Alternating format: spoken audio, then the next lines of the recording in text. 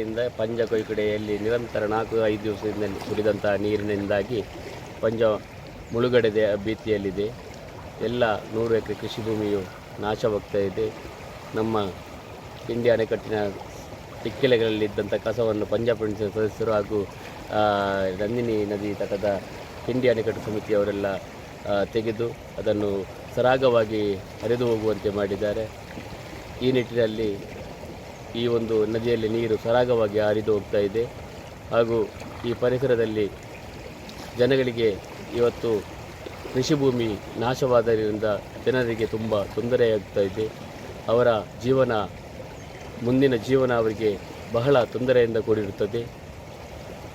ಯಾಕೆಂತೇಳಿದರೆ ಕೈಗೆ ಬಂದಂಥ ಫಸಲು ಕೈಗೆ ಸಿಗದೇ ಹೋದಂಥ ಈ ಸಂದರ್ಭ, ಇದಕ್ಕೆ ಸಂಬಂಧಪಟ್ಟ ಅಧಿಕಾರಿಗಳು ಸೂಕ್ತ ಪರಿಹಾರವನ್ನು ಒದಗಿಸುವಲ್ಲಿ ನಮಗೆ ಕೃಷಿಕರಿಗೆ ಸಹಾಯವನ್ನು ಮಾಡಬೇಕಾಗಿ ಈ ಮೂಲಕ ಕೆಂಬ್ರಾಲ್ ಮಂಡಲ ಪಂಚಾಯತಿನ ಸದಸ್ಯನಾಗಿ ನಾನು ಕೇಳಿಕೊಳ್ತಾ ಇದ್ದೇನೆ. ಇವತ್ತು ಎಲ್ಲ ಅಧಿಕಾರಿಗಳು ಬಂದು ಇಲ್ಲಿ ವೀಕ್ಷಣೆಯನ್ನು ಮಾಡಿದ್ದಾರೆ.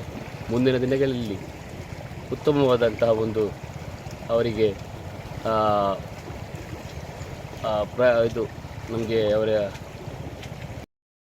ನಮ್ಮ ಸರ್ಕಾರ ಆಗಲಿ ವಿವಿಧ ಇಲಾಖೆಗಳು ಇದರ ಬಗ್ಗೆ ಗಮನ ಕೊಟ್ಟು ಮುಂದಿನ ದಿನಗಳಲ್ಲಿ ಈ ಒಂದು ನಂದಿನಿ ನದಿಗೆ ಎರಡೂ ಬದಿಯಲ್ಲಿ ಕೂಡ ಒಂದು ತಡೆಗೋಡೆ ಅವಶ್ಯಕತೆ ಇರುವುದರಿಂದ ಈ ತಡೆಗೋಡೆ ನಿರ್ಮಾಣವಾದಲ್ಲಿ ಈ ಭಾಗದ ಪರಿಸ್ಥಿತಿಯ ರೈತರು ತುಂಬ ಸಂತೋಷದಿಂದಿರಲಿಕ್ಕೆ ಸಾಧ್ಯ ಅಂತ ನಾನು ಈ ಸಂದರ್ಭದಲ್ಲಿ ಹೇಳಲಿಕ್ಕೆ ಇಚ್ಛೆಪಡ್ತೀನಿ.